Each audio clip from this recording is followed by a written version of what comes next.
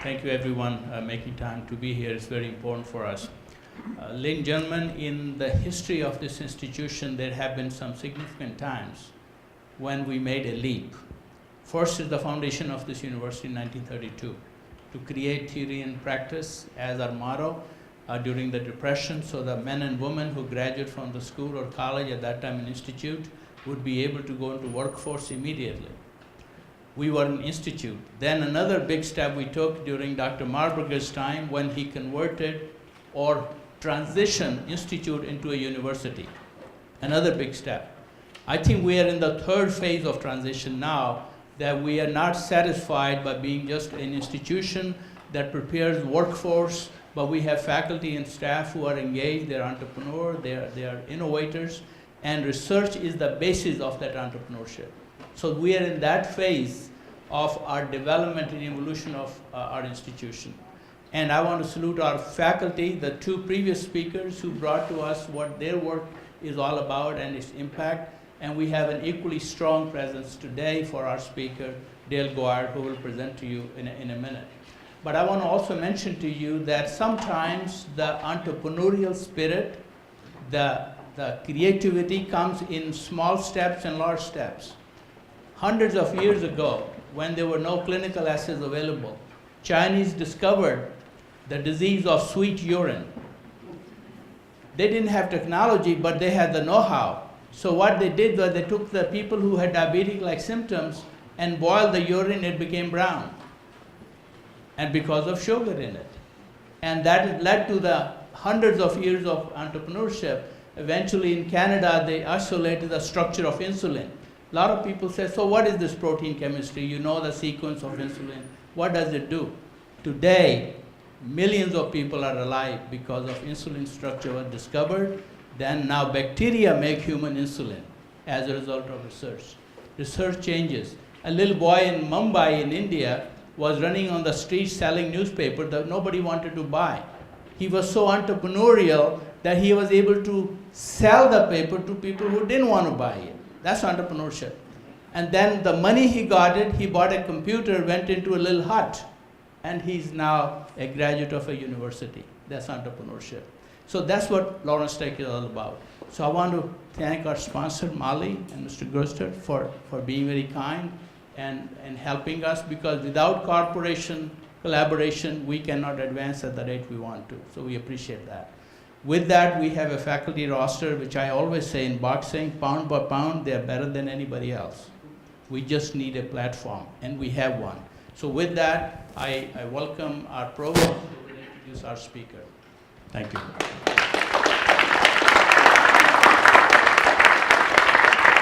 Thank you very much, Dr. Markel. Good morning, everybody. I am just, again, I just want to add to Dr. Markel and say that I am so impressed with the sessions this morning. I was in one room with civil engineering and then mechanical and some biomedical engineering, and it was very impressive, not just because faculty members were presented, but so many students were presented. So that was very good. Now, of course, it's my great pleasure to introduce you the speaker for the third presidential colloquium at Lawrence Tech. And the reason why it's such a pleasure this time is because I actually learned from Dale. So Dale, his specialty in his research, one of his specialties is really Frank Lloyd Wright. And a long time ago, one time I was having a conversation and he told me that the way he started his life, so as you can see in his biography, he started as a psychologist from Ball State, and then he decided to do JD, and he was a lawyer for 6 years in Tampa.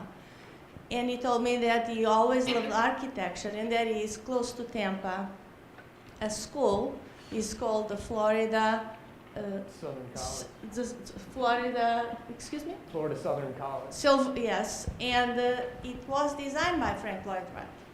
and that he really spent so much time in that school that he decided to not to do law anymore, to move to Virginia, to the University of Virginia, where he got his PhD in architectural history. Many years later, so like last fall, I went to Tampa, and there was a little bit of time. I was there with Richard Bush, and we went and visited the college. When we were there looking around, trying to poke and see, this is a very interesting college, as you can imagine, because it's all Frank Lloyd Wright architecture. We bumped into a couple of faculty members there, and that let us go into one of the buildings, and we said, oh, we are here because one of our professors is a specialist in Frank Lloyd Wright and actually wrote a book about the college. And I said, oh, and this is Dale Gyure. And they go, yes, we know Dale Gyure. Yes. So Gail, a couple of years ago, was invited to give a talk about the book that he wrote there. And so that is the reason why this is so special to me. So I would like to talk a little bit about Dale's specializations. In addition to Frank Lloyd Wright, he also, as you will see, he works with the evolution of schools and how the architecture of schools connect with the pedagogy of the time. In addition,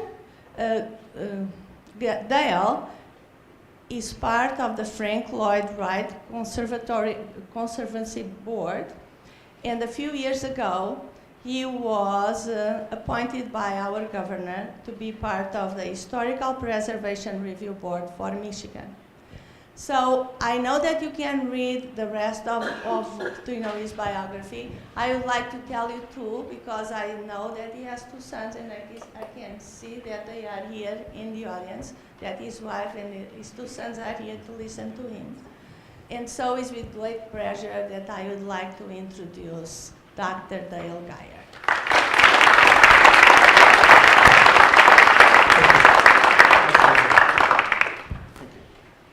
Can you all hear me okay? All right. If I start to talk too loud, just grimace or raise your hand or something like that, because I'm used to teaching in here with no microphone, and so I tend to project my voice out, and I'm not used to kind of talking at a normal level. I want to start by thanking President Montville and Provost Vaz and anyone else who was involved with the selection of me to present to you today. It's quite an honor, and it's really been interesting to kind of step outside myself and look objectively at my own work, which is something I think a lot of us don't do very often. And it's been surprising in many different ways, but I think it's been a good exercise for me to think about where I come from and what it is that I'm doing as an architectural historian. So that's what I want to focus on today. So you're probably wondering two things right now. Well, maybe three, including when do we get to eat lunch? Soon, right after I'm finished. One, how old is that picture in the...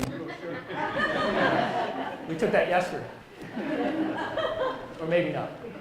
Second, what is the mystery of architectural history? I wish I had a great answer for that. The truth is that a couple of months ago when I was selected for this, they asked me for a title. And I hadn't written anything at that point. I hadn't even thought about it. And so I just sort of came up with the history of architectural history, and I thought it would be a good theme that I could work with to develop this talk. And then, of course, I forgot about that title until about 2 days ago and developed the talk individually. But I think it'll work here. I think I can make it happen. Let's see. Yeah, all right. So the way I want to structure this today is in three parts. Starting with my background to give you a little sense of where it is that I'm coming from, then move into my past research, and then finish up with my current research. And the goal here is to give you a sense of what I do, maybe why I do it, and how I do it a little bit.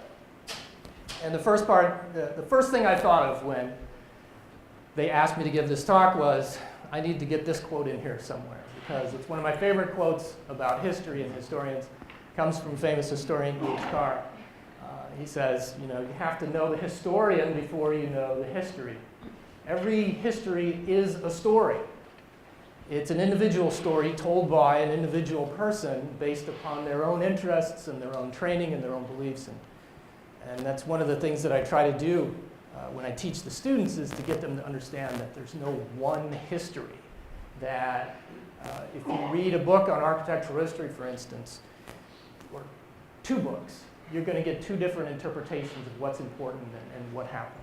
So in the spirit of taking a look at myself a little bit, we'll start with a little background so you can see where I'm coming from. So, and I won't bore you with the details of my life. We'll start in college, other than to say, up until college, I think that the most significant event in my life was that both my parents were teachers, and I grew up in a house where all they did was, it seemed like, talk about teaching and what was going on in the schools, and I knew that I would never do that for a living. And as you'll see in a minute, it seems like I really tried to avoid it, and I ended up here anyway. So I graduated from high school in 1980. And I had always been really interested in science and history up to that point. But in high school, the history seemed to kind of fall by the wayside. Actually, kind of thought that I knew everything I needed to know about history, so I dropped it. Got more interested in science, and in particular, when I graduated from high school, I wanted to work for NASA. And so I signed up to be a physics major at Ball State University, which was my parents' alma mater. It's probably best known for its funny name and the fact that David Letterman attended there for a while. Then the fun started. I started as a physics major. By the end of my first year, I had changed to a pre-med major and a psychology major. My second year, I started in psychology, switched back to pre-med, ended up the year in psychology, and then that's where I went from there. So, I always feel funny when I'm advising students. I'm like the last person in the world to tell people, what they should do with their future, and it gets worse after this. So I graduated with a bachelor's degree in psychology from college number 1, Ball State. Then I enrolled in the Institute of Child Development at the University of Minnesota in their PhD program in developmental psychology. I was extremely interested in children's social development. By that time, I had pretty much realized that I really liked academia, and I wanted to be a professor, and I wanted to teach and do research. But some point during that year, I realized that developmental psychology just wasn't my thing. I was interested in it, but I didn't really want to make it into a career. So I dropped out after the first year, and desperate to stay in Minneapolis, I took a series of odd jobs, including night watchman at a White Castle. And I got a job as a sort of gopher in a law office in downtown Minneapolis. Started to kind of, the work was really easy and mind-numbing, but the people were interesting, and I never had thought about law as a career, but I was kind of surrounded by it, and I thought, well, this seems like something interesting, intellectually challenging. Let's give it a shot. So I took the law school admissions test, and I ended up in school number 3, college number 3, Indiana University. After 3 years, I gained my law degree there. It was relatively uneventful. I moved to Tampa, Florida, and started to practice law. I ended up practicing for 6 years. I was a trial attorney.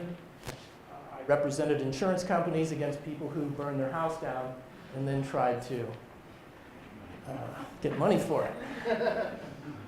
It was during that time that I met my wife, who was actually on the other side of a trial, strangely enough. And at some point during that, I was bitten by the architecture bug. As Maria said, I was working full-time as an attorney. I liked it. Things were going well, but this just seemed to be something that grabbed me, and it kept growing, and it wouldn't let up. And so I decided, at the time, I was still relatively young. We didn't have any kids, wasn't married, so few encumbrances. I thought, what the heck, I'll go back to school and see if I can become an architectural historian. So I did. I ended up going to the University of Virginia, where I received a master's in architectural history and a PhD in architectural history in 2001. And shortly after I graduated, we packed up the family and moved here to Michigan. And I started at LTU, where I've been ever since. So that's kind of the formal history. But as I was going through that, I started to think more and more about, like, what about how you were trained and who you were trained by? And so that led to me starting to look at my own genealogy, which proved to be fascinating, at least to me, right? So starting off with me, here's me, got my PhD in architectural history from the University of Virginia, where I studied with wonderful man, fabulous scholar named Richard Guy Wilson. Richard Guy Wilson had received his PhD in American Studies from the University of Michigan, where he studied with Leonard Eaton. Leonard taught for a long time at the University of Michigan. Some of you may have even heard of his name before, or even known him. Leonard Eaton got his PhD in American Civilization at Harvard, where he studied with Arthur Schlesinger Sr., probably best known as the father of Arthur Schlesinger Jr., who was a close advisor to President John F. Kennedy. Schlesinger Sr. had gone to Harvard and received a PhD in history, and he had studied with Herbert Osgood, who in turn had received a PhD in history from Columbia, where he had studied with John Burgess, who was considered to be the father of political science in America. He started the first political science department in the country at Columbia and reigned over it for many, many years.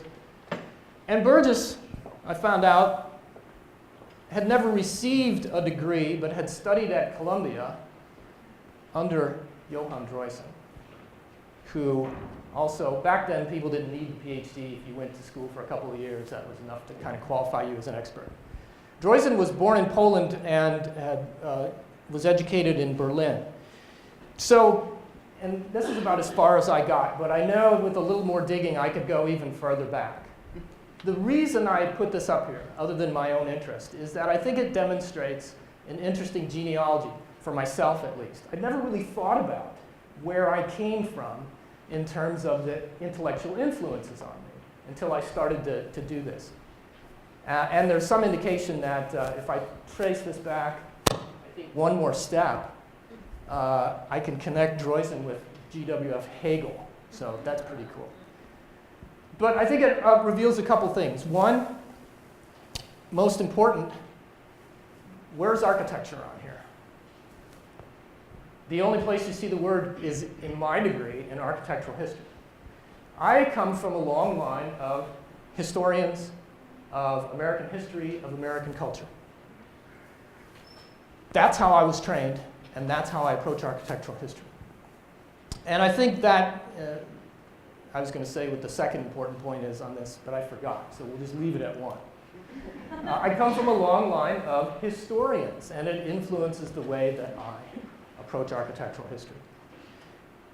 Architectural history as a field tends to be divided into two basic general areas. And this is a real overgeneralization, but I think it works.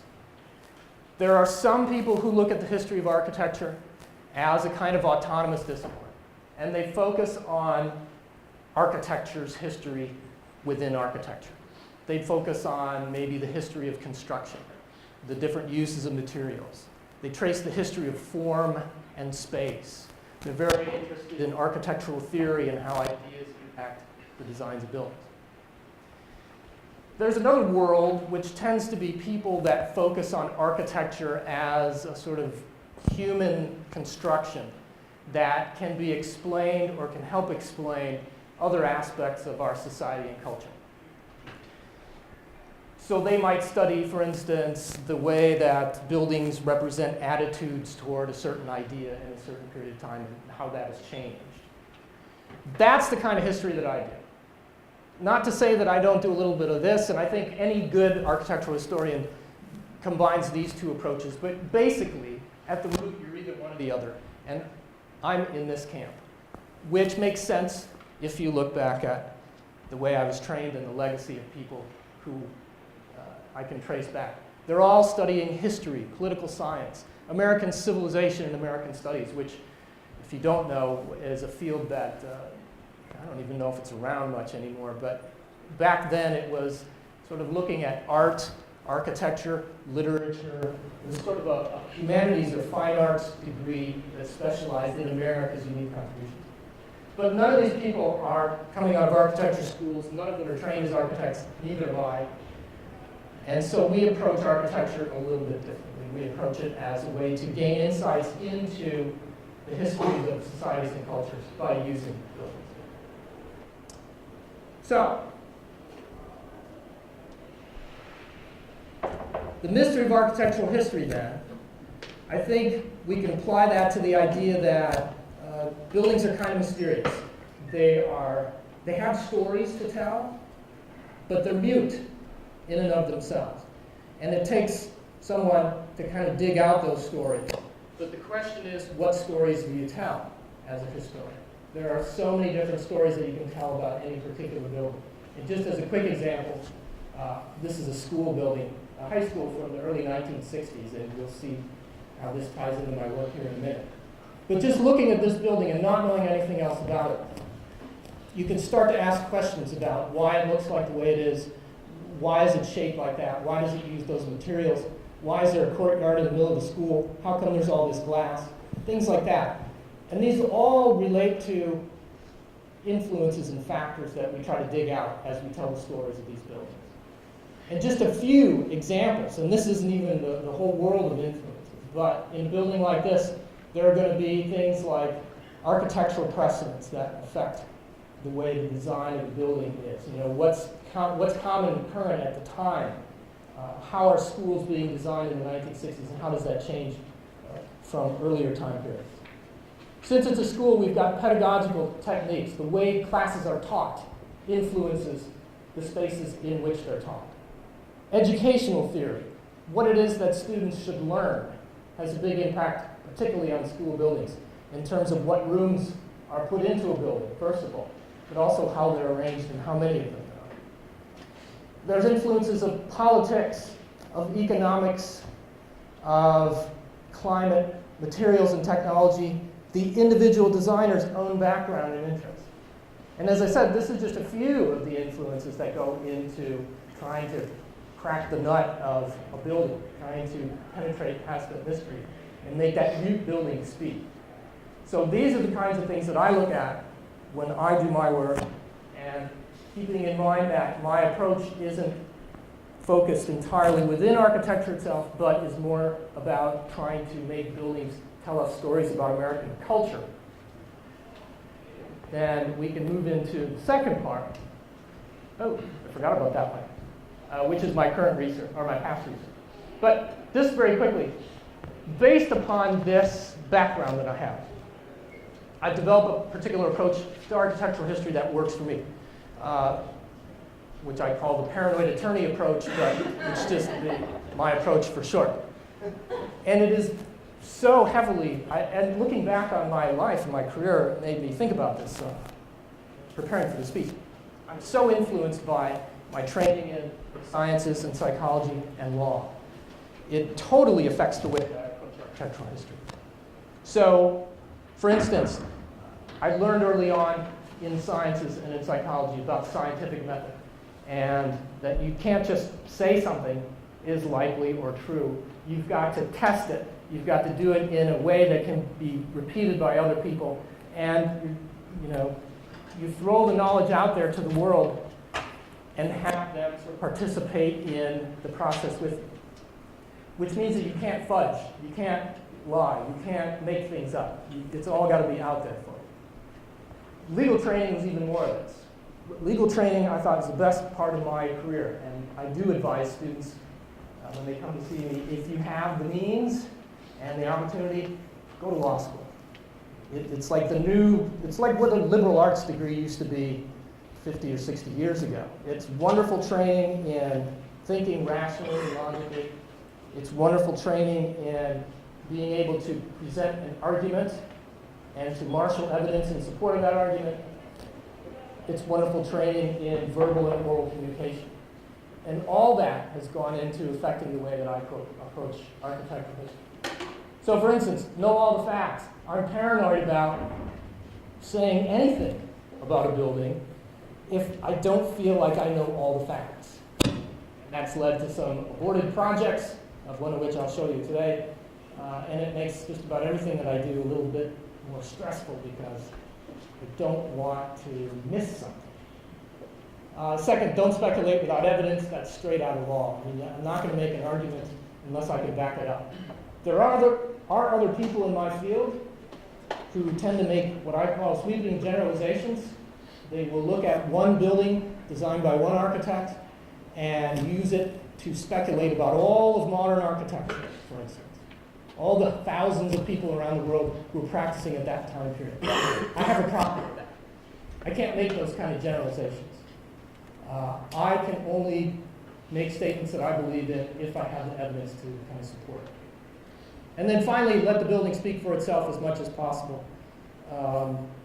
While I am a historian, I do tell stories about architecture, I try not to have an agenda that I'm trying to promote through my architectural research. That's fine. There are a lot of people who do that, but it's just not the way that I approach things. So, that's the background. Part two, how do I apply this in actual research? Well, first of all, we'll start with my first big project, which was my dissertation at UVA. It started with a very simple premise. I realized at some point when it came time to choose my dissertation topic that I was really interested in school buildings. Surprise, surprise. My dad had been a principal, and I'd sort of grown up in a school building, this school building on the left, that was designed in the 1930s by George Elmsley, who was the chief assistant to Louis Sullivan. If you're in architecture, you know what that means. And it's kind of a big deal. But this was 2 blocks away from our house, and my dad used to let me have the run-in place on weekends, during holidays, in the summer. And so I just got so comfortable with the building, I loved it so much, that it kind of, when it came time to choose my topic, it forced its way into my consciousness. So I'm thinking about schools. I start thinking about why they look differently in a rather short period of time. In the 1880s, you get schools that look like this. They're sort of simple boxes, cubic in form. They tend to have repetitious floor plans. So each floor is exactly like the one above or below it, except that up at the top, they tended to knock down a wall to make a double room serve as an assembly hall or a meeting place. But there are no specialized rooms for anything, and they're really pretty simple. And then within a generation, really within 30 years, you get these great monuments appearing.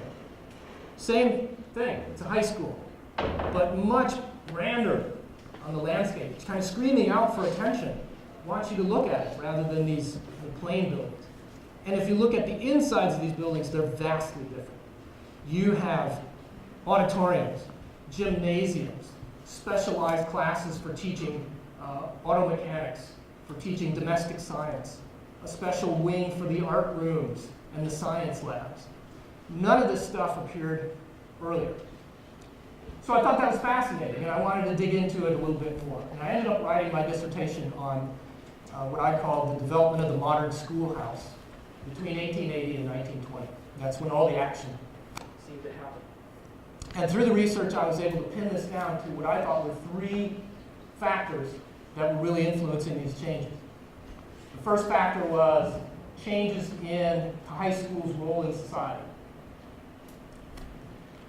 In the 1870s and 1880s, high schools were for a privileged elite of upper middle class kids, and they were basically training them either to go into college or to have the education that proper gentlemen in business should have. So you went to high school if you were in college prep, and you learned Greek and Latin more than anything else, and then you also learned some history and geography and things like that. And the vast number of adolescents didn't go to school at all. By the 1910s, 1920s, that changes drastically.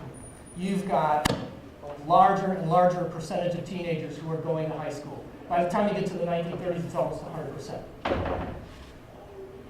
So that's, and they're also adding in all across the nation compulsory education laws, compulsory attendance laws. So legally now, if you're 16, you've got to go to school for a certain amount of time during the day and a certain number of days during the year. So the educational system's pulling more and more kids into high school, which means it's got to be meaningful, more than just a college prep academy.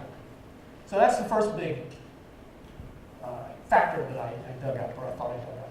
Second big factor has to do with this, and that is organizational and curricular changes in the high school level.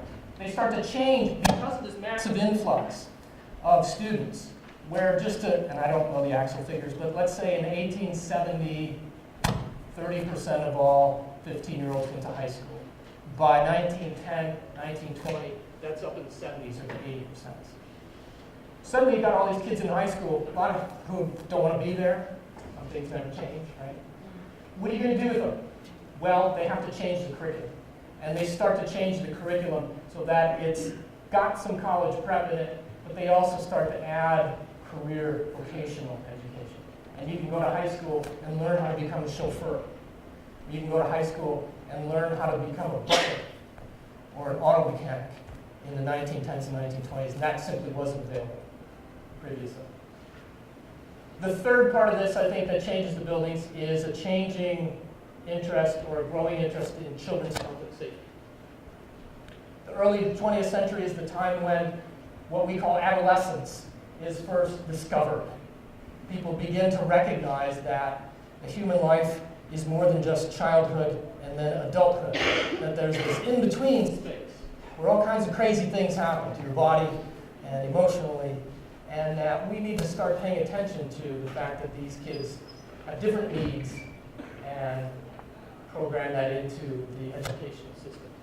So there's all this, long story short, is hugely increased focus on schools, high schools in America during this time period, and that gets reflected in the buildings. You can read it in the way that the image of the building becomes more monumental and more eye-grabbing, attention-getting, and you can read it in the increased number of spaces and the increased differentiation of spaces inside the buildings themselves.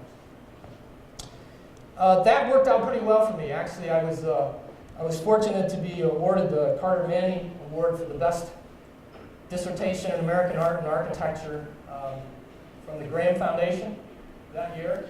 I also won a dissertation fellowship from the Spencer Foundation for Research and Education. And so things went pretty well, and I was able to eventually turn everybody's dream, turn your dissertation into a book. So this book appeared in 2011. It's a little bit different in that the dissertation focused on Chicago and St. Louis and was limited to 1880 to 1920, that period of great change. Publisher said, that's great, but it won't sell. So we need to focus on one city, and while we're at it, why don't we just cover the whole history of high school architecture in Chicago? It was supposed to be published in 2006 or 7. It didn't come out until 2011 because of problems with the publisher. So that's the first book I wrote, but it's not the first one to come out. Actually, this one beat it.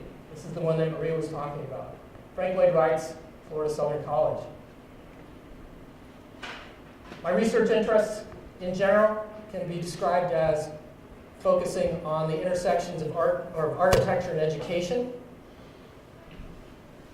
My secondary interest is Frank Lloyd Wright. She's the one that really pulled me into architecture. As Maria said, I was working in Tampa. I was a lawyer. I found out that the world's largest collection of Wright buildings was in Lakeland, which was an hour away. I started to go there. I desperately wanted to read information on it. There was no information. So I decided I was going to write a guidebook in my spare time. And the course of researching the guidebook is what really finally hooked me into becoming an architectural historian, or making the decision to go back to graduate school. This was actually based on my master's thesis in graduate school. I had compiled a decent amount of information researching on my own before I went back to school, and so I didn't want that to go to waste. When I got my master's I had to write a thesis, and this is what it was. It's kind of a straightforward history of the college designed by Frank Lloyd Wright, telling the story of the interaction between him and his clients. And it also has what I think is the world's longest footnote on the first page. That's the thing that sticks with me. After all these years, mention my thesis, the first thing I think of is the first page, where the footnote is longer than the text. And why did they let me get away with that? But anyway, I digress. I wrote the master's thesis, straightforward history, always intending to get back to it. After I finished writing the high school's book, I had a chance to get back to it. And so I used my first sabbatical here, which was in 2008, to finish researching Florida Southern College, putting together a manuscript. And this time it's a little more elaborate than just a straightforward history. Sure, I told the story of the buildings and the design of the buildings for the first time, but I tried to relate it to Frank Lloyd Wright, and in particular, to the idea that Frank Lloyd Wright may have seen this as a kind of autobiographical opportunity for him. Now, when I say that, I mean that I discovered that Wright grew up in a family of progressive educationists. His mother was a progressive kindergarten teacher. His two aunts ran one of the most famous progressive schools in America at the time. He grew up surrounded by education on a daily basis, and people talking about education and teaching. And I thought, hey, I know that world. I mean, that's what I grew up in as a kid. And I'm affected by it. So I thought, well, Wright must have been affected by it as well. So I started to dig deeper, and I found that he did very few educational buildings in his life. This is the closest he got to doing sort of a larger project. But I think that he infused the design of this college with some of his notions about progressive education, the ones that he'd been imbibing and working with for an entire life at this point. And so, to make a long story short, I talk about the history of the college, but I also talk about how the design of the campus as a whole seems to reflect Frank Lloyd Wright's progressive education ideas, particularly the notions of freedom and activity. Progressive education, started in the early 1900s, was the first educational approach to really talk about individual learning styles and how kids learn better if they're engaged in activities rather than just sitting and listening. And they tried to impart some of that into the daily lessons and the curriculum. That was Wright's world. And I think that he used the opportunity of designing this campus to try to reference that symbolically. So this is a campus designed in the 1930s and 40s at a time when very historically styled buildings are appearing on American college campuses, and they're nicely laid out in courtyards and quadrangles, and it's all very organized. Wright fought against all that. He created a series of buildings that were not historical in character. No two are similar. They share a common vocabulary of materials, but their forms are very different. And I think that is a reflection of freedom. There are quotes that he uses where he ties freedom and democracy to education that I think are indicative of his thinking about this. And the way the plan is laid out, it's not intended to be nice, organized quadrangles and courtyards. It's a series of 30 and 60-degree angles of buildings appearing in the midst of this. It's kind of hard to see. There's an orange grove. The whole college was supposed to be placed into an orange grove with minimal invasion on the trees, so that the buildings would be largely hidden. And you wouldn't really see them until you got close to them. You couldn't just stand there and kind of take in the whole thing at a distance, unlike today where they've cut down all the trees. That should be completely filled with trees, and all you would see would be the chapel's tower hovering up. And so I think that was intentional too, that in order to discover the campus, you've got to move around. You can't grasp that campus as a whole, not even from looking at a plan. You've got to get on your feet and walk around on these covered pathways that he created that then provide you with views of the individual buildings, and then you start to get a feeling for the whole. And I think that incorporates the idea of activity, which is so central to progressive education. So I think these notions come out in the design of the building, or the campus buildings. That's what I focus the book on. That's the most important aspect for me. And it's just another way of looking at education and educational ideas and seeing how they're played out in built form.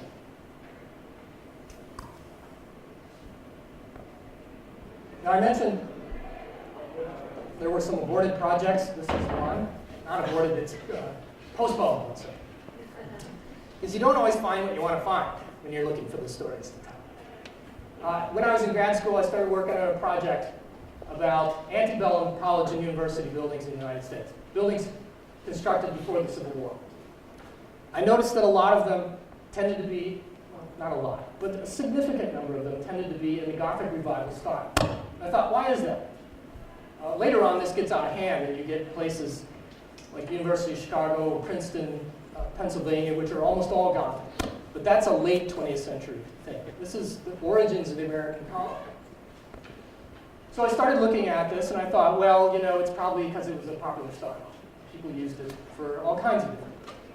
And I thought, no, that's a little too simple. So I tried to dig a little deeper, and I found some language from a couple of administrators where they said, you know, we're trying to present an image of permanency and tradition in our school, our brand new school. This is a time when colleges are opening and closing all over the place in the United States. Most of them last 6 months to a year.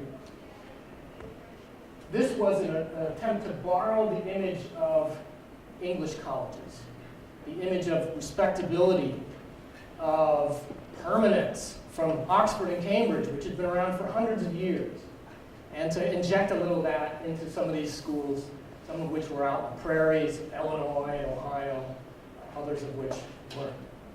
So I wrote up a little article on that as I was graduating, and but it always kind of left me feeling there's got to be more to it than that. A couple years later, I started digging around. I resurrected the project, and I started reading more and more about the philosophy of education. And it struck me that maybe there's a sort of connection here. Now, does anybody know what kind of buildings these two are? They're two different buildings. What building type do you think that is? Chapel. Chapel, church, right? No, they're both libraries. This one is Yale, and this one's Harvard.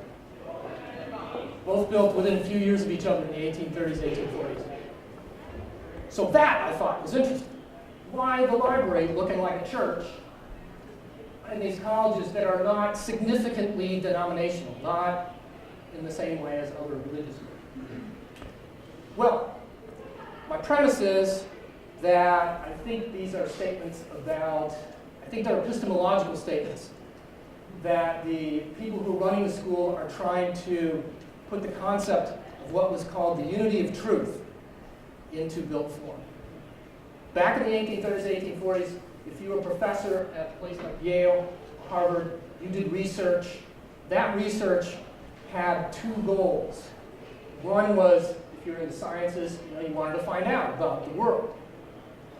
But that finding out about the world was a way to reinforce the notion of the unity of truth, which was that the Christian God had created this universe where everything fits in together and everything is related. So the more that you learn about biology, the more you are celebrating God's creation. The more that you learn about history, the more that you're understanding God's creation.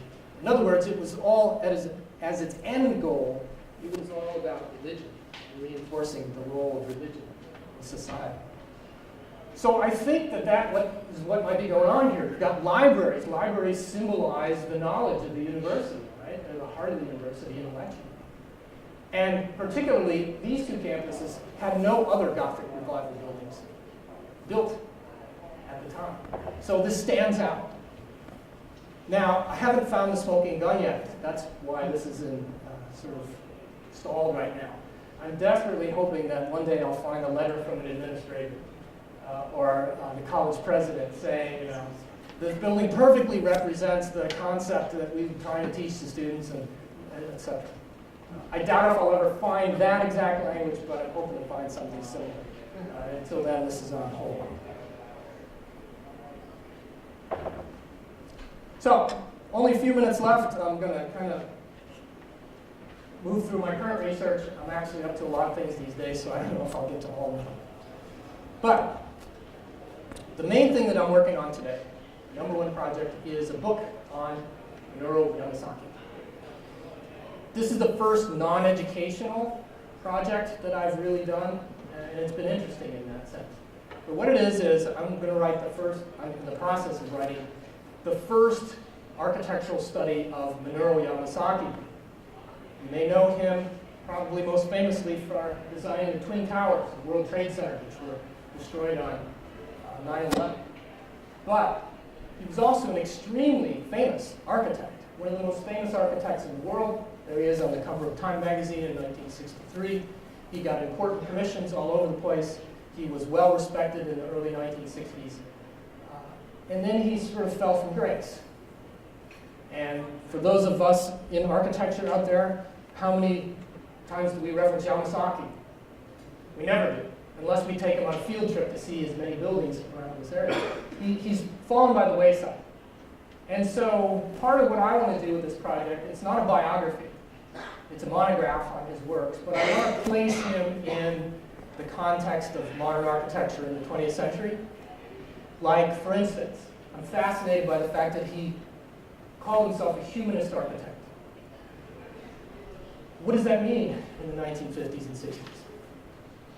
I'm not sure yet, and I'm still writing the book, but that's one of the things I want to get at.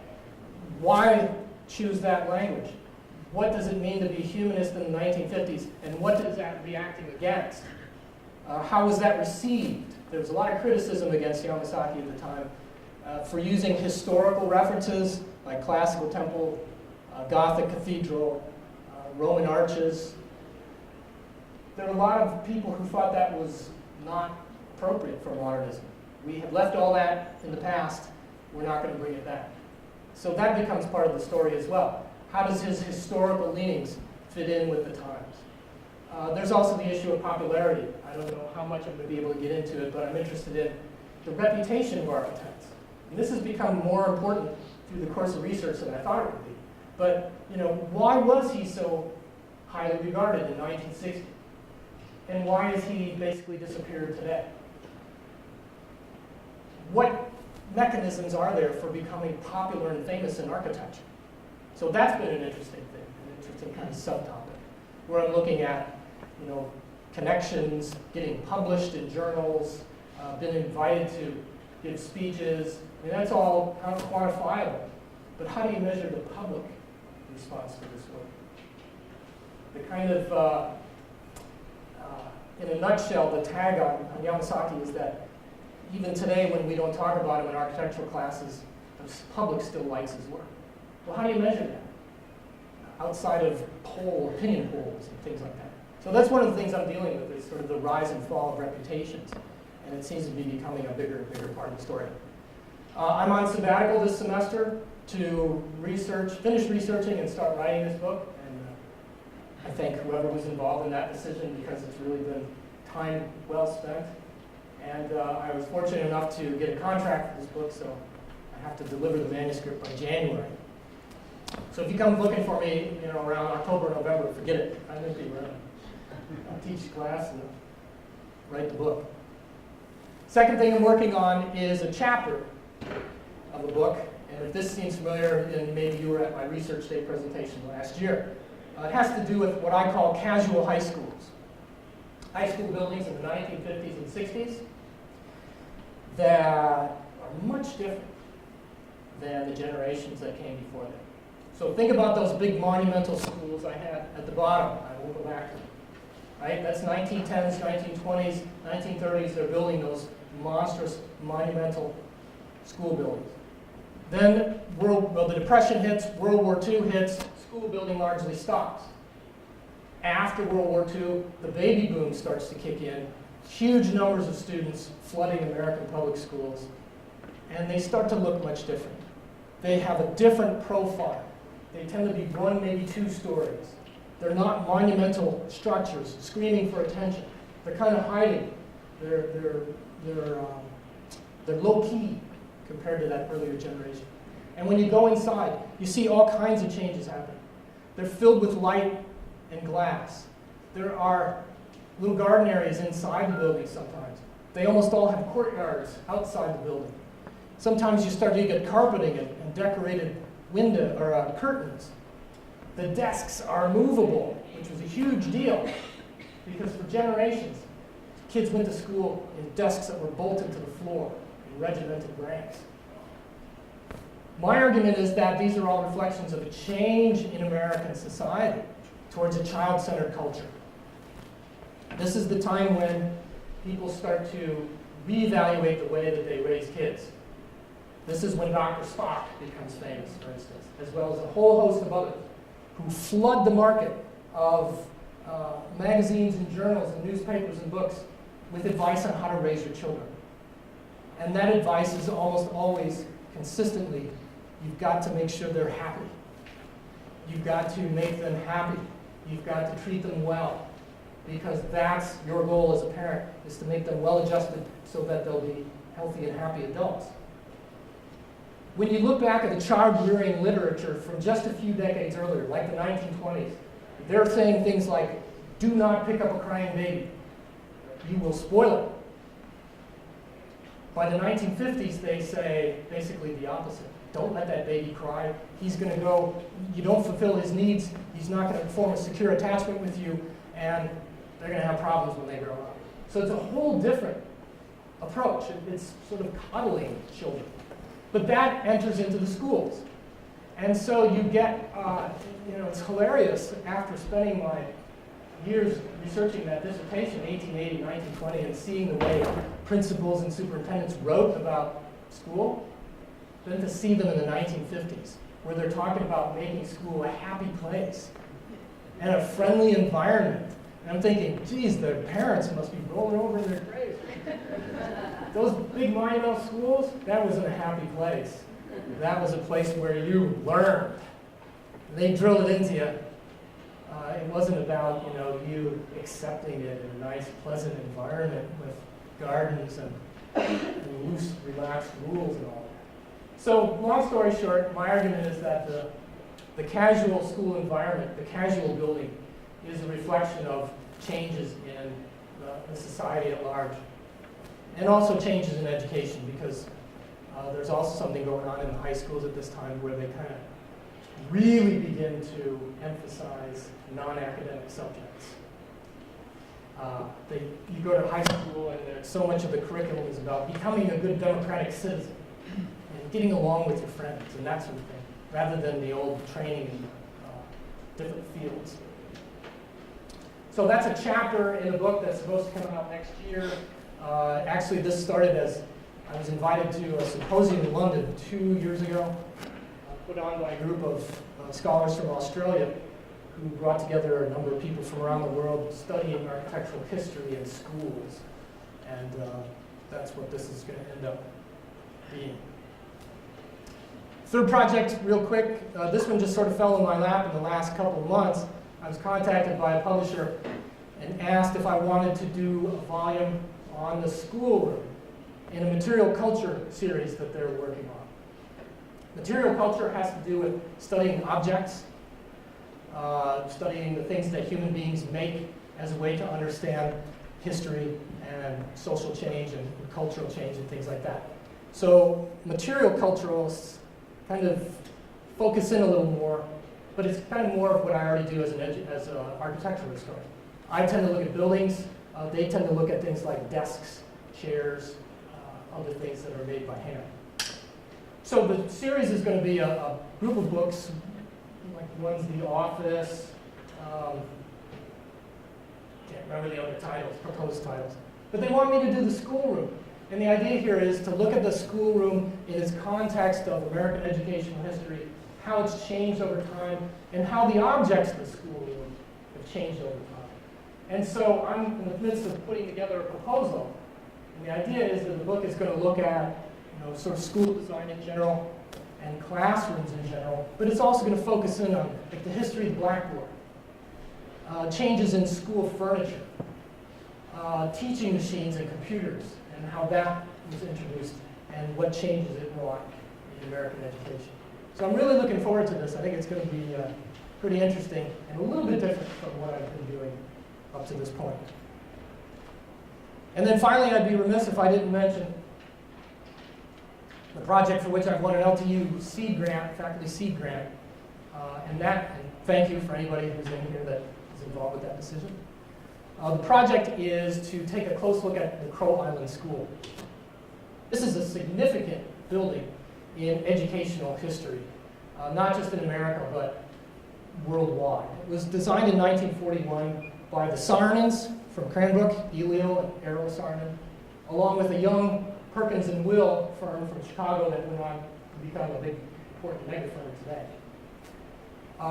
It's highly regarded as being the first school building that was designed specifically for children.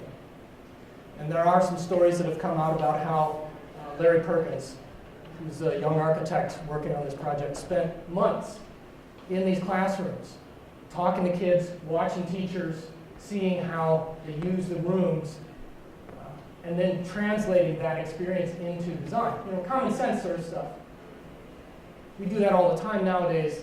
Back in the late 30s, this was sort of a radical approach, particularly for education, where so much of the tradition was just sort of passed along without thinking about it. So Crow Island School is a seminal building in the sense that it's the first really important connection between educational theory and the built environment. And there's been stuff written about it here and there, in little parts and little articles. It won an AIA 25-year award, and so that every few years they do a little blurb on it. But the actual deep down history of the building hasn't been told yet. And so I'm going to use my faculty research grant to travel to Winnetka, Illinois, spend some time there in the archives, and see what I can find. Hopefully there's not a reason why nobody's written a book about the school yet. Hopefully they just haven't gotten around to it.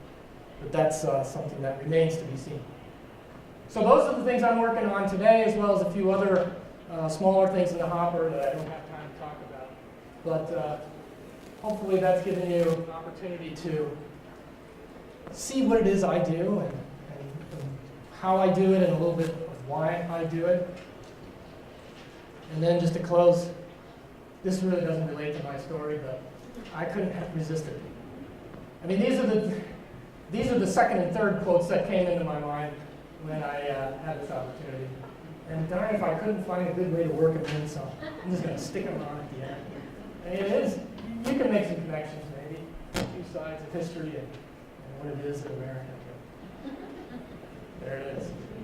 Thank you, and